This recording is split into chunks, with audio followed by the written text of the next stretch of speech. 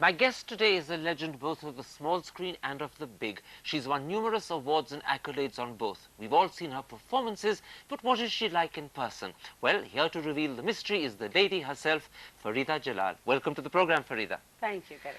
Now, with a mother who was an actress, was it inevitable that you would be one as well?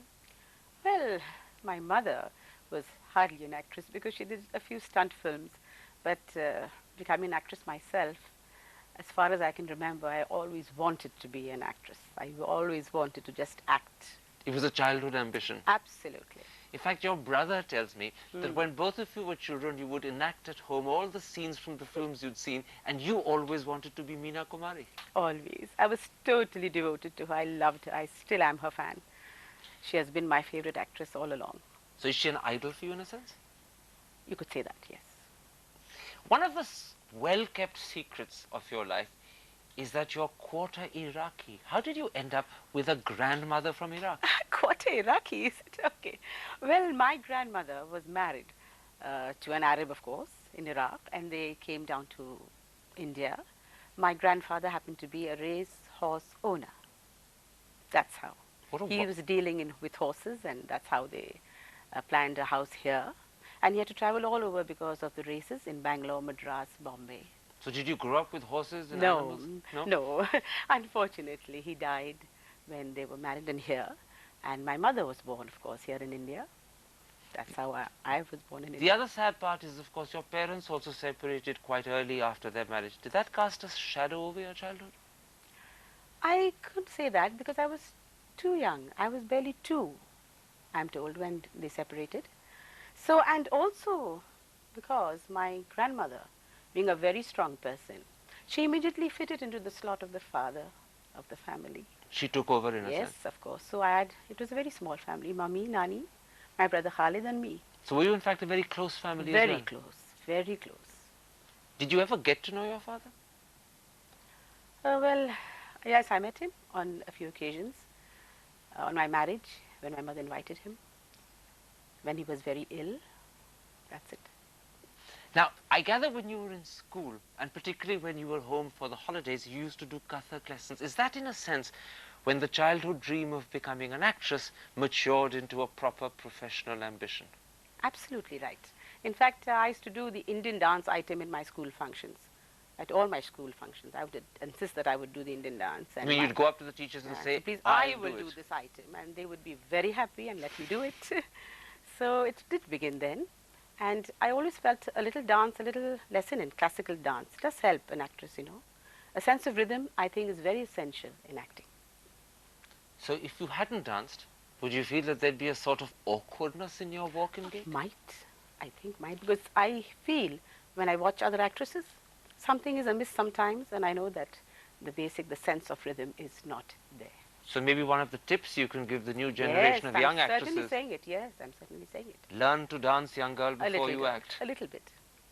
The big break, in a sense, in your life came when you were just a teenager in 1965. You won, is it the United Picture Producers All India Talent Contest? Very true.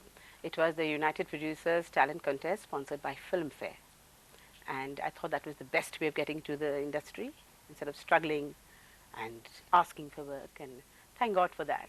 What exactly did you have to do to win? Was it a little skit or a performance? Yes, they took a screen test. In fact, quite a few of them. And then we were selected. I was the finalist amongst the girls, and Rajesh Khanna was the finalist amongst the boys. That's an amazing coincidence, isn't it? Exactly. And then we were presented on stage at their annual Filmfare Award function. And that must have been a big thrill. Big thrill. Because suddenly there you were with all the big stars of the day. Yeah, and just feeling it and knowing I just wanted to be here, and I'm here, and thank God for this lovely, the way to enter the industry was really good. In fact, it was a great break because things moved very quickly. Tarachand Barjatia saw you, spotted you, yes, and offered you your first role. Exactly. I believe he was in the audience, and he had me in mind for he said that we must take this girl for the youngest girl in our film. Taqdeer was the first film I did for Rajshri Pictures. But did he come up that evening itself? No. It took a time till they probably planned the film and went about casting it. That's when they approached me. But he had me in mind. That's great. Were you surprised when he came up and made the offer? After all, you were still just a teenager. I was. I was surprised. I was thrilled. I can't tell you. I cried the first day we heard the song on the radio. There was no television those days. Not much after, probably at the same time, Shakti Samant also approached you for Aradhana. Well, I was told later on that I got the role of Aradhana only because of my age. Really? Because he was looking out for a very, very, very young girl who would look younger to Sharmila Tagore, who was herself very young at that point of time. And there were many, many girls vying for that role. I didn't even know. And I didn't even attempt, but I got the offer from him. He had seen my pictures. He was one of the United Producers Talent Contest ke wo ek the member. And I think he must have also kept me in his mind. Did you ever ask him, why did you choose me? And I didn't. No. I didn't. During that particular period, you also changed your name around those years. You made your name Farida Jalal. What made you pick the surname Jalal? Well, Jalal means aura, means dignity. Jalal is, people wanted me to keep my name Farida Jamal. Jamal means beauty.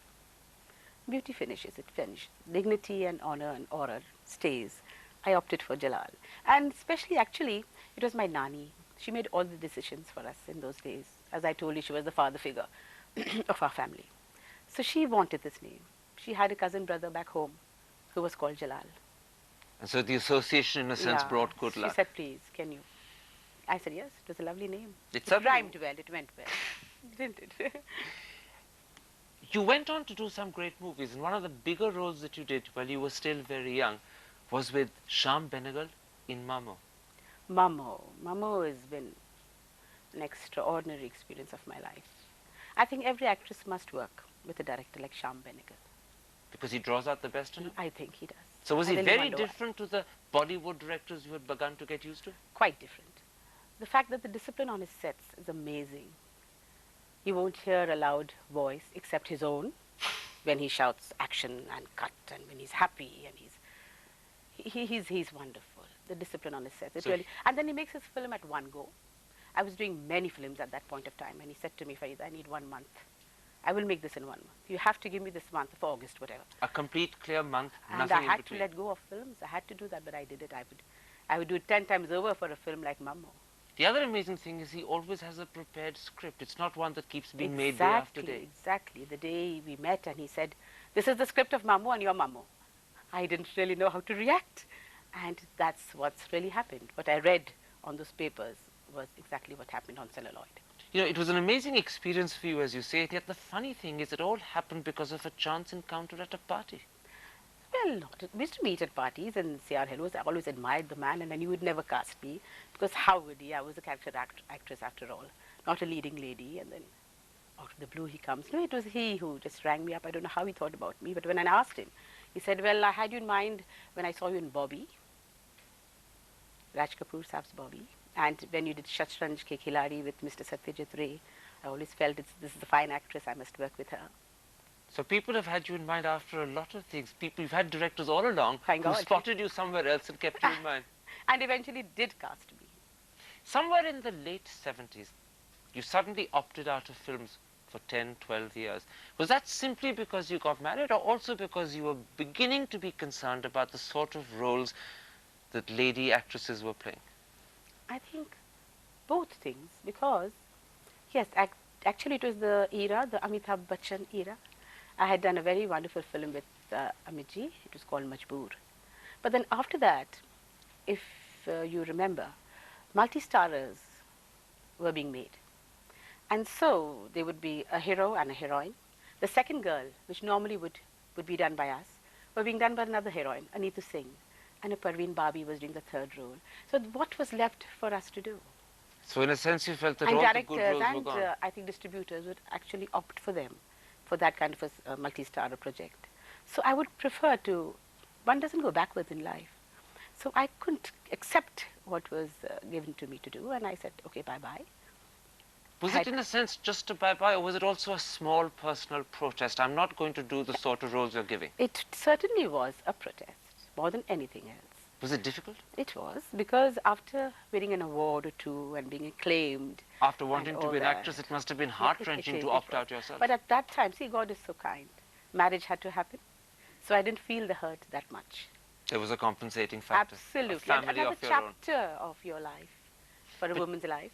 12 years later, you were tempted back when Rishi Kapoor rang you and invited you to be part of Henna. Yes. Did you think long and hard, or did you jump at it? No, I did think a little, but then when it was said that it is Raj Kapoor's dream project, and I certainly would want to be part of that dream. Particularly after Bobby.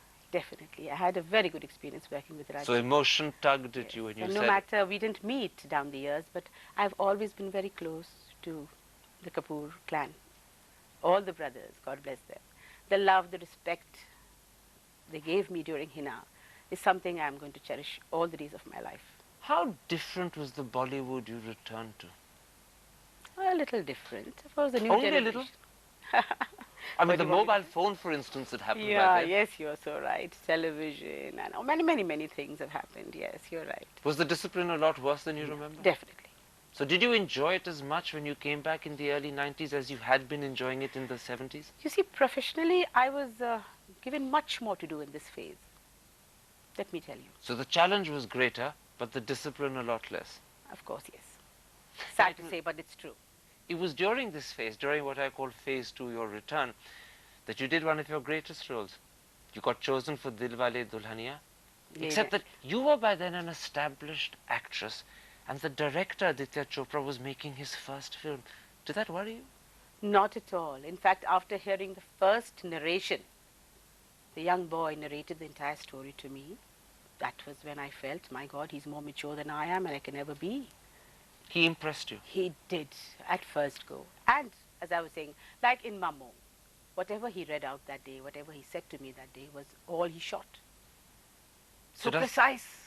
It's beautiful. So would you say that, in fact, the new breed of directors, people like Aditya Chopra, Karan Johar, in a sense are promising a rejuvenation? Definitely, Karan, I think so.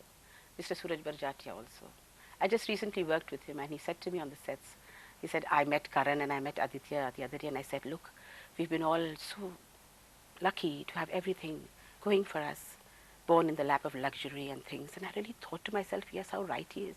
And yet, in their scripts, if they have pathos and emotion, how does it come? They've never seen it. They've been born with silver and golden spoons. That means the art is within them. They know the craft. It also means that there's a great future for the Hindi film industry. I'm sure. I'm very proud of these three. I'm very proud. But does that, as an actress, excite you? Of course. In fact, I look forward to working with these young boys. I'm very happy. Let's take a break there, Farida. I want to come back in part 2 and talk about the incredible work you've done on the other screen, this time the small screen that we call the telly box. We'll be back in a couple of moments. Stick with us.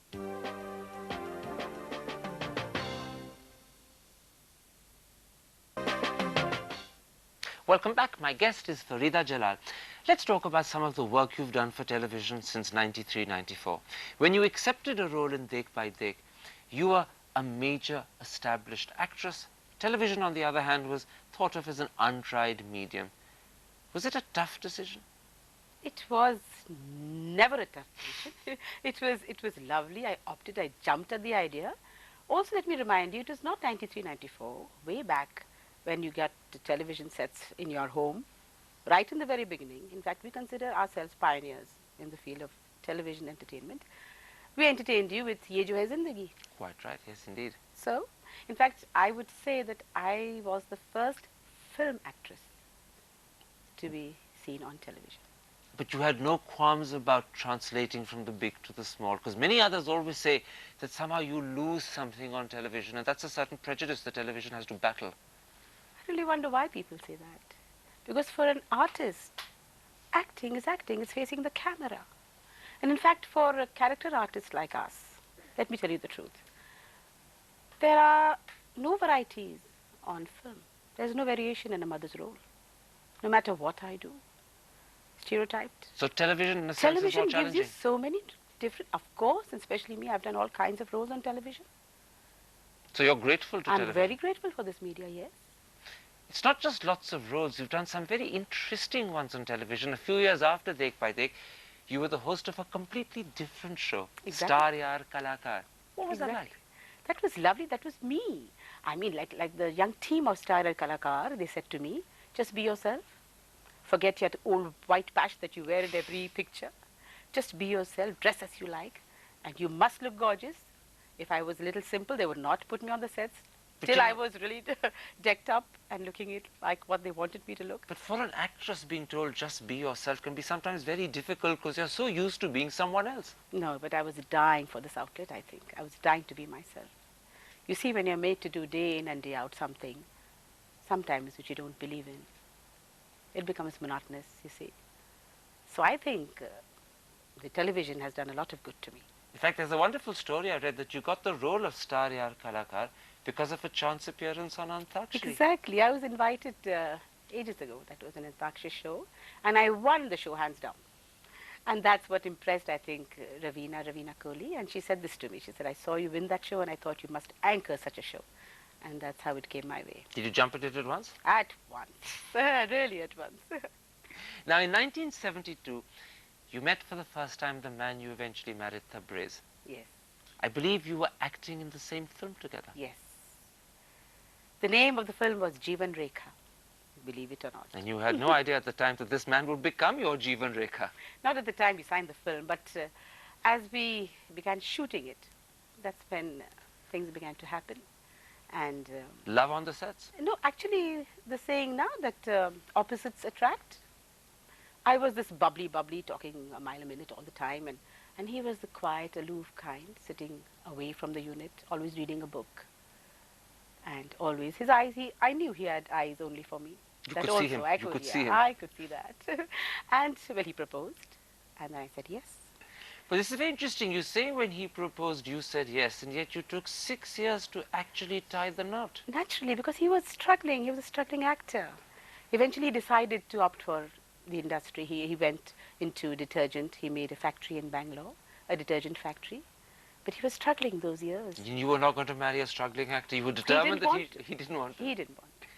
He He wanted to do something first, and I think that was great. So in a sense, he was being proper. He And was in saying, fact, I'm proud of the fact, Karan, that he could leave the industry. People who have been heroes in their own rights, whatever little films he did, normally just linger on. They can't think of anything else.